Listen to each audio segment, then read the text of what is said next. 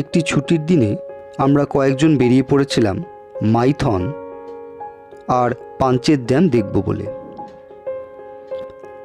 সঙ্গে উপরি পাওনা ছিল ভান্ডার পাহাড়ের শিব মন্দির।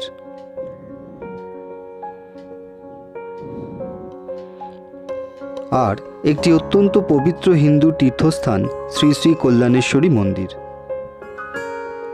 কলকাতা থেকে সকাল সকাল বেরিয়ে এইসব জায়গাগুলি খুব সুন্দরভাবে ঘুরে আবার সেদিন রাতেই ফিরে আসা যায় শহরে, তাও আবার খুব অল্প খরচে। আজকের ভিডিওতে আপনাদের সাথে ভাগ করে নেব আমাদের এই একদিনে মাইথন পাঞ্চেত ঘুরে আসার গল্প।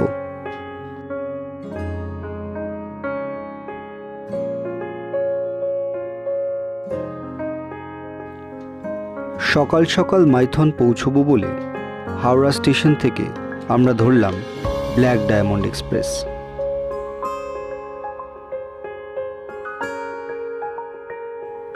এই ট্রেনের নন এসি আর এসি টিকিটের ভাড়া যথাক্রমে 125 আর 440 টাকা। আমাদের প্রথম গন্তব্য হল হাওড়া স্টেশন থেকে প্রায় 233 কিলোমিটার দূর কুমারডুবি স্টেশন।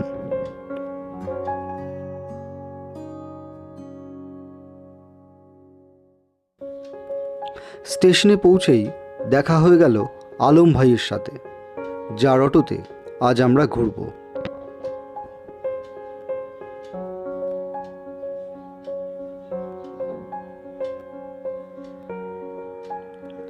স্টেশনের কাছেই এই দোকানটি থেকে সকালের জলখাবারের পর্ব সারা হলো।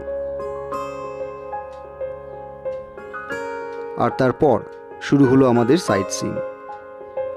আমাদের প্রথম গন্তব্য পাঞ্চেত ড্যাম, যা স্টেশন থেকে প্রায় 7 কিলোমিটার দূর। একটি বিশেষ দিন হওয়াতে সুন্দর ধর্মীয় শোভাযাত্রা চোখে পড়ল।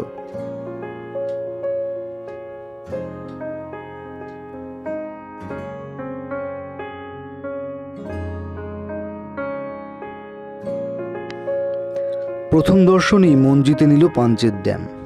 এই পাঞ্চেত ড্যাম ঝাড়খণ্ড ও পশ্চিমবঙ্গের সীমানায় ধানবাদ জেলার পাঞ্চেত পাহাড়ের পাদদেশে অবস্থিত। দামোদর নদীর ওপর নির্মিত এই বাঁধ পর্যটকদের জন্য একটি অত্যন্ত জনপ্রিয় স্থান।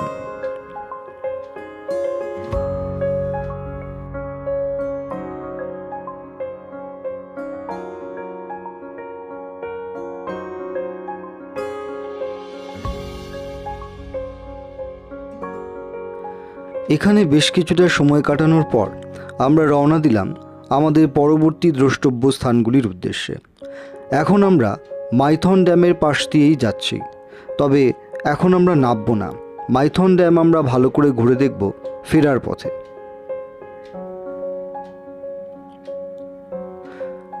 এটি হলো ভান্ডার পাহাড়ের শিব মন্দির। 306টি বেশ খাড়াই সিঁড়ি পার করে তবে আপনাকে পৌঁছতে হবে পাহাড়ের উপরের থাকা শিব মন্দিরে। সাধারণ দর্শনার্থীদের এই উদ্যম দেখে সহজেই অনুমান করা যায় কত জাগ্রত এই মন্দির।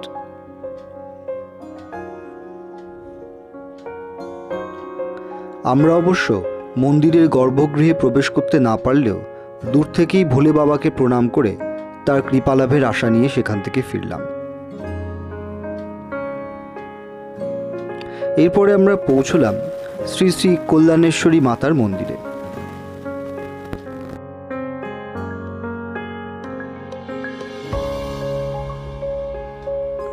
কল্যাণেশ্বরী দেবী হলেন মা দুর্গার একটি রূপ, যিনি কল্যাণময়ী বা রক্ষাকর্তা রূপে পূজিত হন।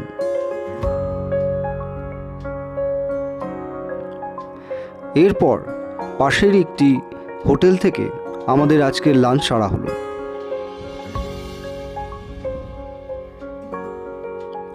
খাবারের মান মোটামুটি।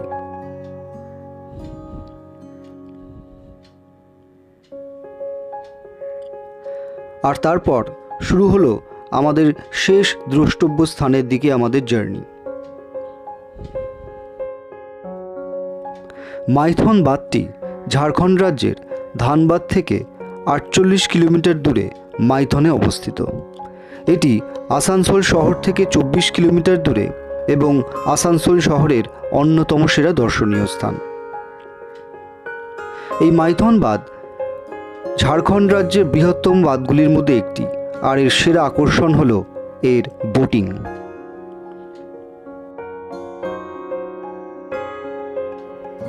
আমরাও লাইফ জ্যাকেট পরে আর 200 টাকা করে টিকিট কেটে তৈরি হয়ে নিলাম স্পিড বোটে চড়ব বলে।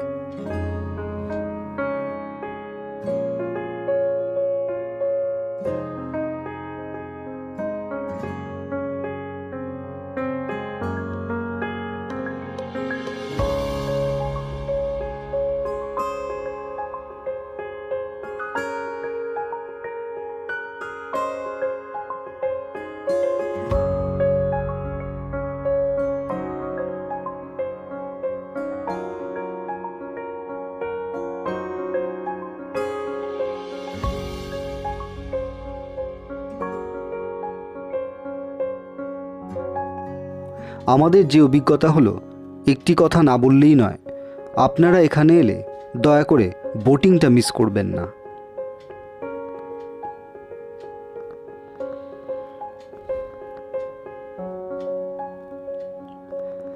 মাইথন ঘুরে নেওয়ার পর আমাদের হাতে কিছুটা সময় ছিল।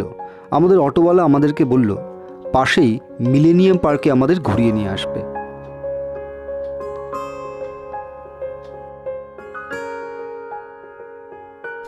এই মিলেনিয়াম পার্ক মূলত মাইথন জলাধারের মনোরম দৃশ্য, সুন্দর সাজানো বাগান এবং মনোরম পরিবেশের জন্য পরিচিত। ঝাউ গাছ, সবুজে ঘেরা এই পার্ক পিকনিক, ফটোগ্রাফি ও প্রকৃতির মাঝে সময় কাটানোর জন্য একটি আদর্শ জায়গা।